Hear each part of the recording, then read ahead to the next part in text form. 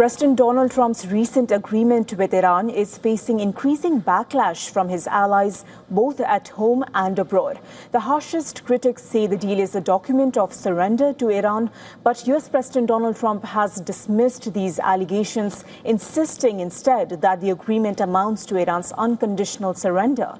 The deal has drawn criticism from lawmakers who argue Trump was not tough enough on Iran, with the terms of the interim agreement falling short of what the president set out to achieve at the start of the war. Trump had been promising that he would settle for nothing but unconditional surrender. Even a year ago, it was his recurring motto. Very simple, unconditional surrender. That means I've had it. Okay, I've had it, I give up, no more. Then we go blow up all the, all the nuclear stuff that's all over the place there. However, the US president seems to have settled for a memorandum of understanding that seems to fall short of these expectations. Let us remind our viewers that shortly after the US and Israel launched airstrikes on Iran on February 28, President Trump had laid out a host of objectives. At that time, he said the goals included preventing Iran from obtaining a nuclear weapon, achieving regime change, degrading its missile and drone capabilities, and dismantling its regional proxy network. Now, under the current agreement, Iran commits to never producing nuclear weapons. The fate of Iran's enriched uranium stockpile and other nuclear issues will be addressed in future agreement. The draft contains no explicit restrictions on Iran's ballistic missile or drone programs. Trump also stated on March 2nd that Iran must stop arming and funding allied groups in Iraq, Lebanon, Gaza, and Yemen.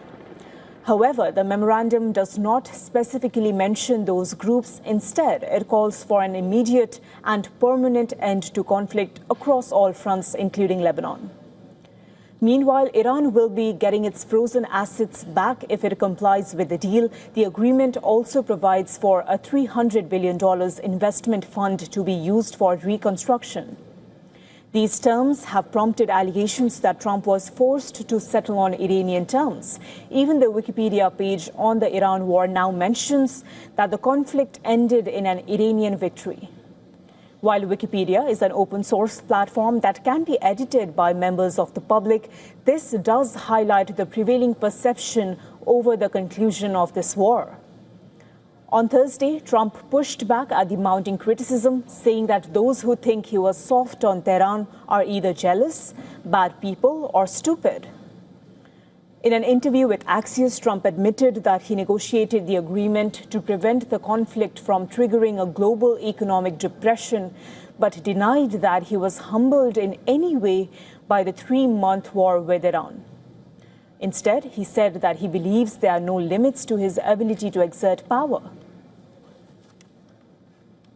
Earlier, we had spoken to Chris Doyle, director of CABU, which is Council for Arab-British Understanding, and the current lead spokesperson for this organization.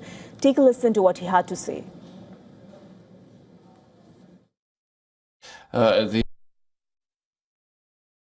Iranian military, I think, will recover from this, but it will take a long time for the Iranian economy to recover, as indeed the global economy will take a long time from this really seismic shock of the war.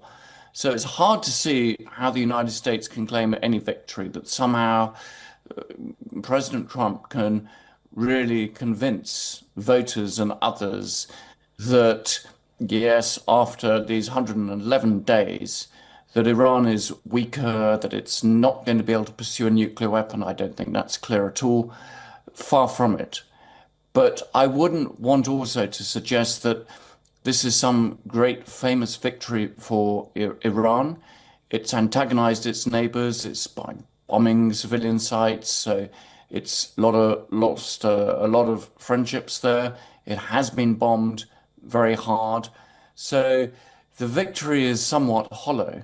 It is one that says that it essentially withstood the combined forces in the United States and Israel, which is an achievement.